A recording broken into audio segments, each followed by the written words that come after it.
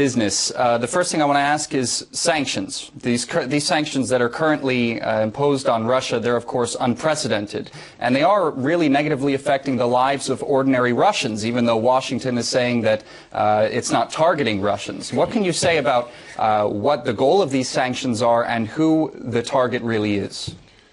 Well, thank you for the invitation, and I believe the goal of the sanctions is much more strategic than just Ukraine.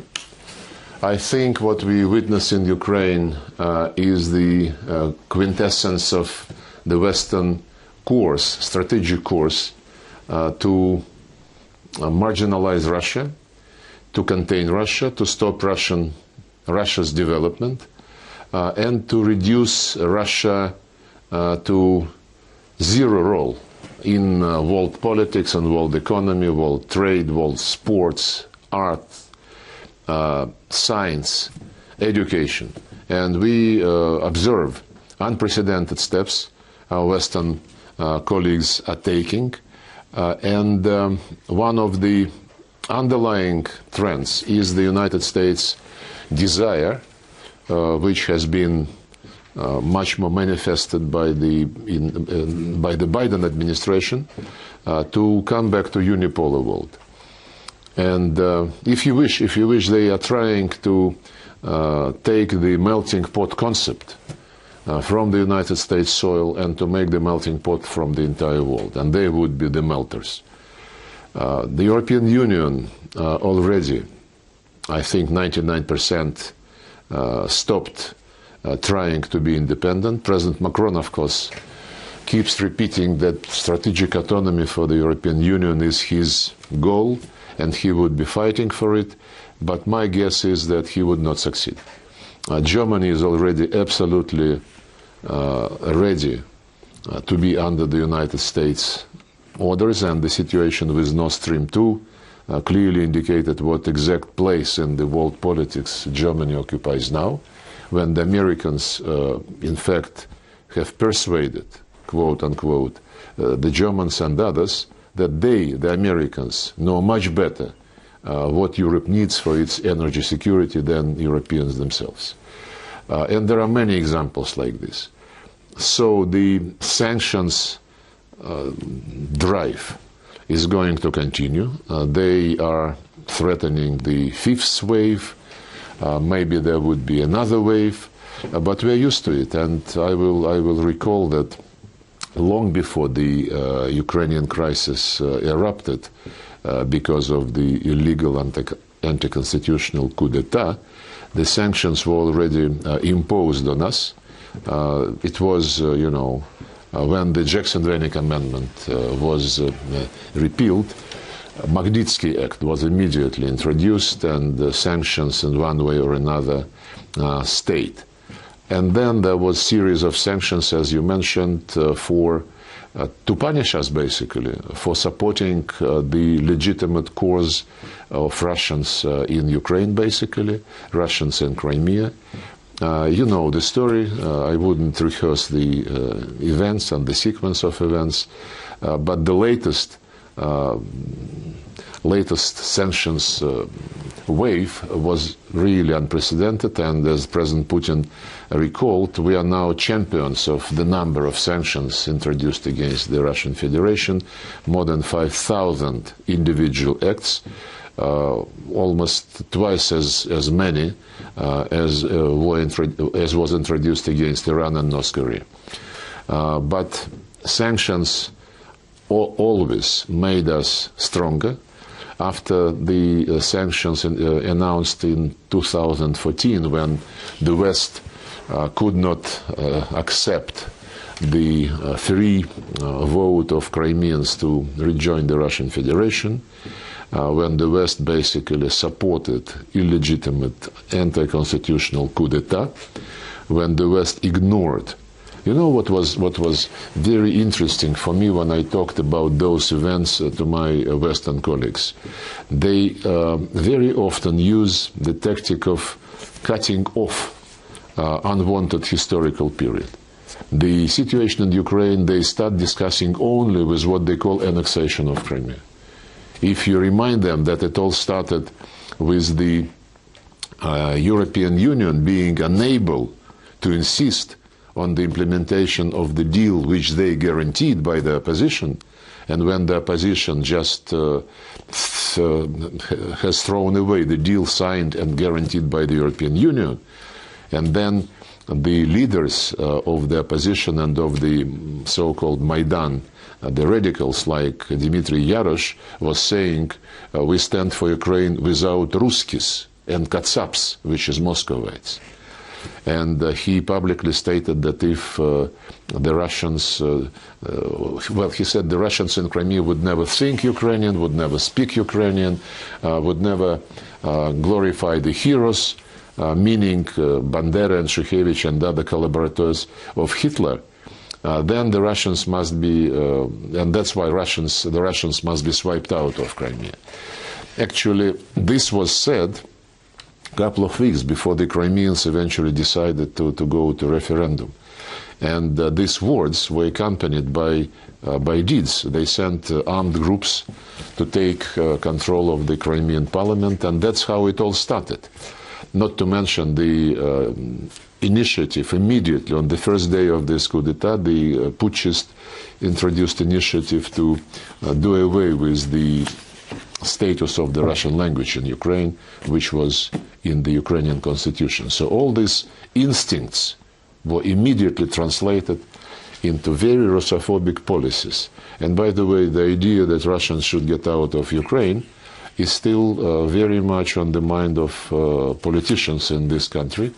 Oleg Tyagnybok, the leader of the ultra-radical party Svoboda, Freedom, repeatedly says that we must have derussification, as he says, as he calls it, and derussification means that ethnic Russians must not have their own language, history, and identity in Ukraine, and so many similar things. But what is more important for us to understand the current state of play is statements by Zelensky himself. So I said that the ultra-radical called for Russians to be wiped out of Crimea, and President Zelensky in September last year said, if you believe you're a Russian, if you believe you want to be a Russian, and if you want to be friendly with Russia, go to Russia. He said this just a few months ago. So coming back to sanctions, sanctions we will survive. The measures which the President and the government are developing, elaborating, and they're being announced, this is only the beginning of our economy to get adjusted to the new situation. After 2014, as I started to say, we did gain experience to rely upon ourselves. And the biggest lesson from this particular historic period is, unlike what we saw after 2014, that now, if there was any illusion that we can one day rely on our Western partners, this illusion is no longer there. We will have to rely only on ourselves and on our allies who would stay with us. This is the main conclusion for Russia in the context of geopolitics. Mm-hmm. I think it's safe to say that Russian culture specifically has become accustomed to being part of, you might say, a global village of countries that share deep economic ties and enjoy traveling between each other. How do you think these sanctions are going to influence the everyday life of Russians in the long term in relation to that? Well, as I said, the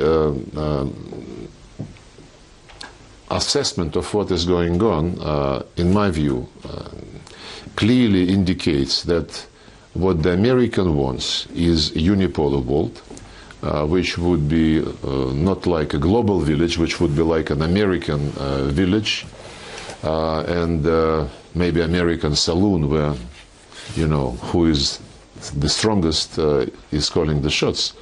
And I said they are succeeding to mobilize behind themselves and on the basis of their own interests the entire Western world, which is indicative of how independent NATO members and European Union members are, and which is indicative what place the European Union, as I said, would have in the future configuration of the world situation and world system. There are players who would never accept the global village under the American sheriff, and China, India, Brazil, Argentina, Mexico. I am sure these countries do not want to be just in a position when Uncle Sam orders them something and they say, yes, sir.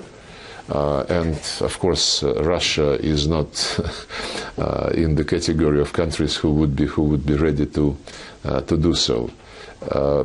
Actually, when people say, when the Americans and Western Europeans and others say that Russia was defeated in the General Assembly because vast majority of countries voted against the Russian action in Ukraine, it's misleading. Because if you take the population represented by the countries who were not voting against Russia, and especially if you take the number of countries who introduced sanctions against Russia, majority of those who voted against us did so under huge pressure and the blackmail, including, I know this for sure, including the threats to individual delegates regarding the assets in the United States, bank accounts, children studying in universities, and so on and so forth. It's absolutely unprecedented blackmail and pressure without any scruples. So majority of those countries who voted with the West, they did not and they would not introduce sanctions against Russia. They believe that it's, not very big price to pay for their own practical cooperation with Russia, just to vote on something which is needed for the West for entirely propagandistic purposes. So we will be, as always, open to cooperation with anyone who is ready to do so on the equal basis, on the basis of mutual respect and searching for balance of interests. And the countries in the east of Russia are much more disposed to act on this basis, and we will certainly reciprocate for the benefit of both us and our partners.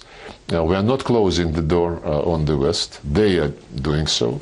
But when they come back to their senses, and when this door is reopened, we will be looking at proposed projects of cooperation with very important thing in mind, to which I alluded already, that we will be going into cooperation with them, knowing very well that we cannot be sure that they are reliable and that they are credible as long-term partners. Mm-hmm.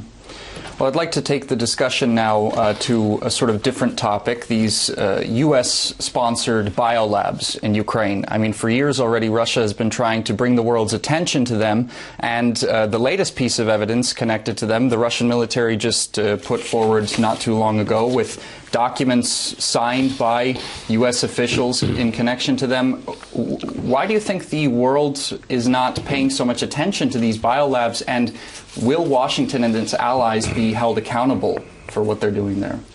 Actually, it's interesting that the special military operation launched by the President of the Russian Federation helped discover many things which are very important for understanding of what is going on.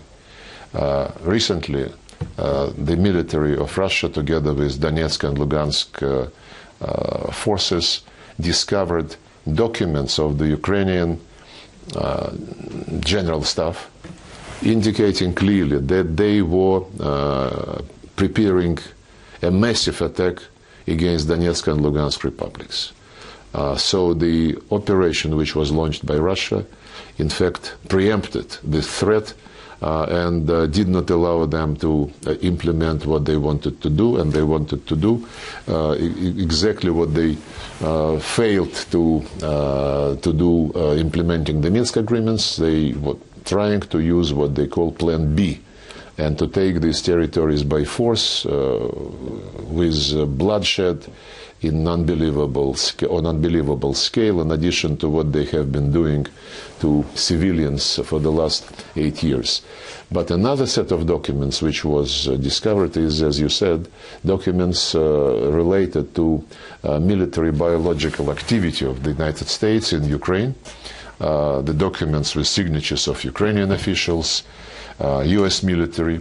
Those laboratories are have been created by the United States all over the world, more than 300 laboratories in various countries, many of them on the perimeter of the Russian Federation and the former Soviet republics, including Ukraine.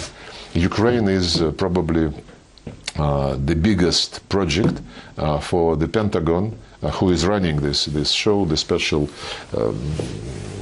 Defense Threat Reduction Agency of the Pentagon is in charge of this biological activity, and they're developing very dangerous pathogens, including plague, including brucellosis,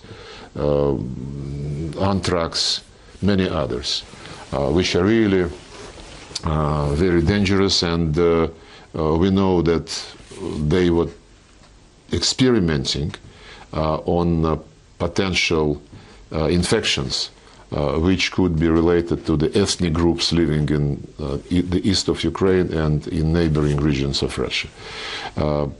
We have been raising this issue in international organizations for, well, I would say almost more than 20 years. In 2001, we suggested that the countries participating in Convention on Prohibition of Biological and Toxin Weapons should develop a verification mechanism which would be transparent, which would be understood by everybody and applied to everybody. Because the convention itself provides for consultations if any participating state has some suspicions or some information which the state would like to clarify, and if these consultations indicate that there is a good reason for some kind of investigation, then investigation is supposed to be launched. But there is no mechanism to investigate, and there is no mechanism which would require each and every country, in response to an address, to provide information and to guarantee transparency of its biological activity anywhere, be it on your own territory or abroad. By the way, the Americans some years ago decided that it is too dangerous to do these things on their own soil. So they moved all these threatening and dangerous activities to other countries, and more they concentrate their research and experiments around the borders of the Russian Federation and China. So we will be insisting on this issue to be picked up by the Biological Weapons Convention, but also by the Security Council, because it's a clear threat to international peace and security. And the meeting of the Security Council, initiated by the Russian Federation, is taking place on the 18th of March itself. And we will be again emphasizing the importance of negotiating a legally binding protocol to the Convention on Biological Weapons, which would require obligatory transparency measures by any participating state.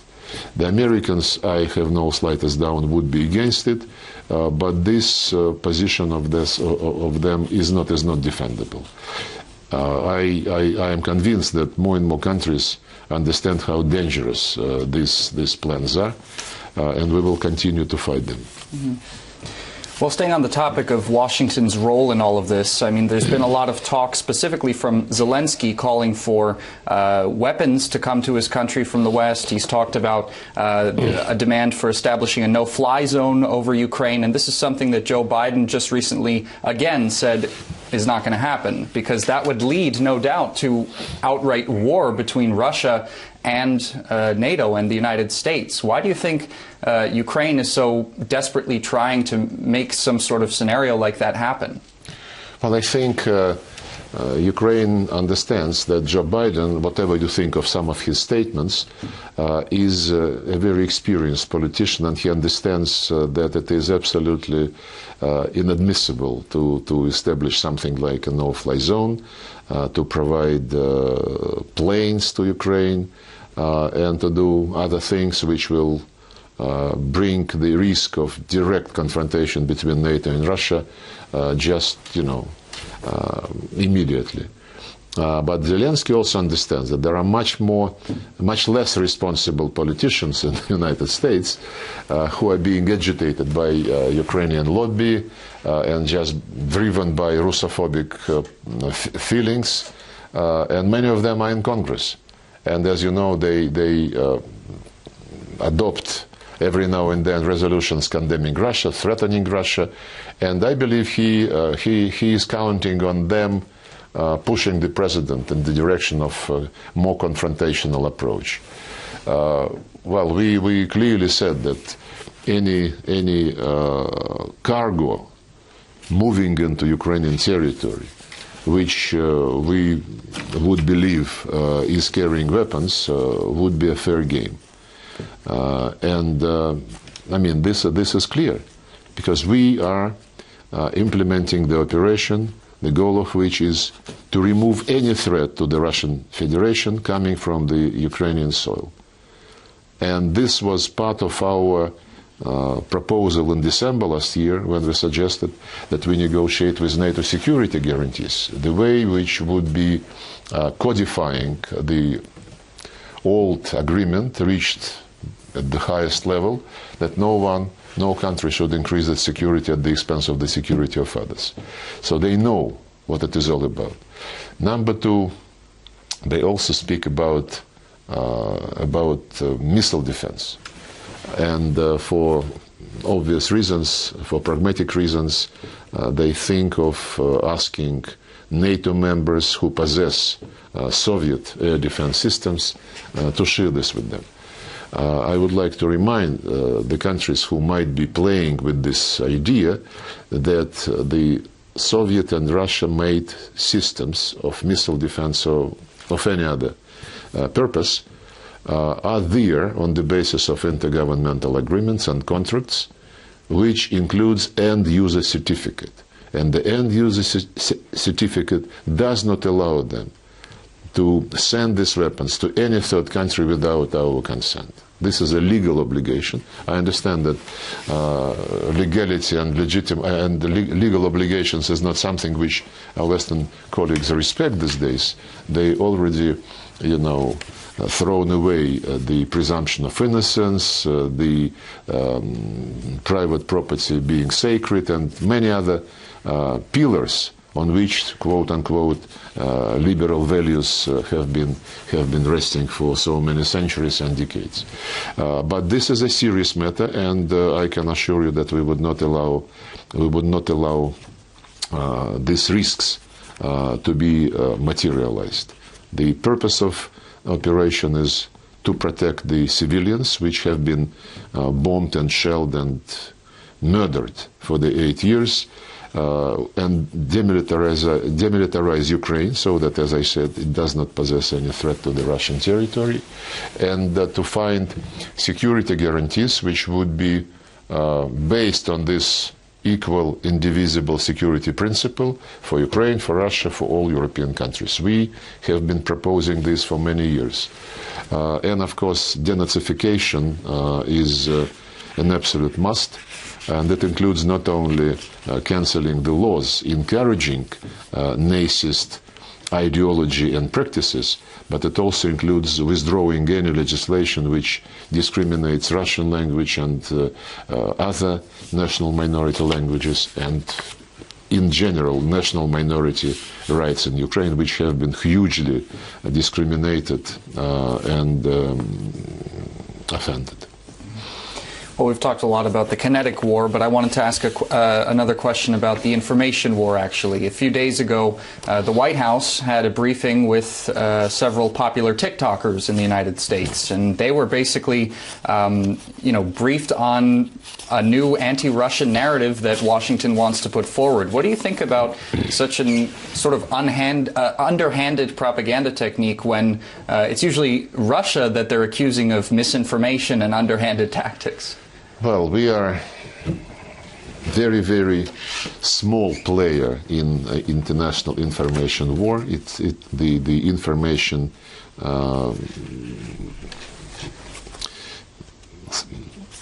world information is dominated by the media belonging to the Americans, the Brits, Anglo-Saxons in general, and of course the Germans, the French, and others. It's another matter what is the quality of those information outlets. They more and more become, if you take CNN, they prefer to avoid analytical materials, and they more and more concentrate on some reports which would be made of slogans. Russia is an aggressor.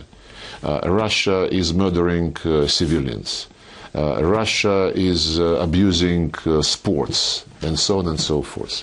When they concentrate on TikTok and other resources like this and other platforms, and when they target kids, because TikTok is about young boys and girls, I believe this is an attempt to brainwash them for the rest of their life, and this is indecent and not fair. If you want information competition, if you want competition among media outlets, then there must be some rules. And I would remind you and your viewers that in 1990, when the Soviet Union was living under this new thinking concept and human values, common values for the mankind, the Western colleagues in Organization of Security and Cooperation in Europe, they were pushing very actively and finding support on the Soviet side, the series of documents in OSCE on freedom of speech, on access to information, and such documents were endorsed by consensus in Organization for Security and Cooperation in Europe. These days, when your channel and Sputnik many years ago were banned from attending, for example, press conferences and briefings in Élysée in Paris, and when we were drawing the attention of the French colleagues that this was against their commitment in OSCE, they were saying, no. Access to information is applicable only to mass media. And RT and Sputnik, they're not mass media, they're propaganda tools. Another example of abusing the commitments and obligations, when a couple of years ago in London there was a conference on freedom of media in the modern world, we were not even invited. And no Russian media was invited. So we know the manners and the tricks which are being used by the Western countries to manipulate media. We understood long ago that there is no such thing as an independent Western media. If you take the United States, only Fox News is trying to present some alternative point of view. But when you watch other channels, and when you read social networks and internet platforms, when acting president was blocked, as you know, and this censorship continues in very big way, and the substitution of notions, whenever something is happening by the way of mass protests, mass demonstrations, which they don't like, they immediately call it domestic terrorism. So It's a war, and it's a war which involves the methods of information terrorism. There is no doubt about this. The very interesting example was yesterday when Bild newspaper in Germany published a piece saying that myself, on the evening of Wednesday, left Moscow by plane to go to China, but in the area of Novosibirsk, the plane turned back because either Putin told me to come back or the Chinese said, we don't want to talk to you. It was published by, yes, it's a tabloid, but it is millions of copies. And it's a shame that we have these habits being introduced into the information world by our friends, and it is not by incident that Putin said about the existence of the empire of lies. Mm. Well, just one more question for you, Mr. Lavrov. Of course, this conflict in Ukraine is not going to go on forever. When it does come to an end, what do you foresee as the main challenges in future Russia-Ukraine relations? Well, we never had any issue with the Ukrainian people. I have many Ukrainian friends. The two peoples are very close culturally. Practically all of them speak, and those who don't, they understand the Russian language, culture, common history, way of life, attitude to life, traditions of families and communities. So I hope that when this anomaly is over, this will gradually come back. It will have to be gradual. It cannot come back fast, because the efforts of our Western colleagues to make Ukraine a Russophobic and anti-Russian instrument, anti-Russia, as Putin called it, they started long ago. And they are already rather deeply rooted in Ukrainian mentality, especially the young generation which was born after the demise of the Soviet Union. They have been indoctrinated in a very, very heavy way. And then the efforts were taken systemically to train military officers on the basis of radical Bandera and Shukhevich style methodology. The purpose being to make sure that they would not become friendly to Russia again, and that they would build their nationalism, nationalistic feelings, as the means to strengthen the statehood of their country. But this purpose, the purpose was always to make sure that Russia does not have Ukraine as a friend. It's like Zbigniew Brzezinski in the late 90s, last century. He said Russia with Ukraine, with a friendly Ukraine next to it, is a superpower. Russia with Ukraine, which is not friendly to Russia, is just a regional player. So this concept is very deeply rooted in the minds of American policymakers. And it will take time to get rid of those negative legacies. Even now, when the armed forces of Ukraine are fighting, trying to procrastinate the crisis. This is happening because the leaders of Ukraine, with the help of American and other Western advisors, reformed the army the way which put these radicals, Bandera-like trained officers, to lead all more or less meaningful units in the Ukrainian army. And these people radicalize and terrorize others, especially those who don't believe that this should be the fate of their country. And the way they behave in the cities in Mariupol, the refugees who are coming from Mariupol to Russia in dozens of thousands, they tell their stories. It's really threatening how this kind of people command armed men and women. But I am sure, at the end of the day, the historic closeness of two fraternal nations will certainly prevail.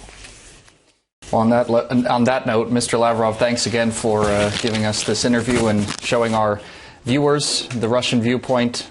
It was a great discussion. Thank you very much.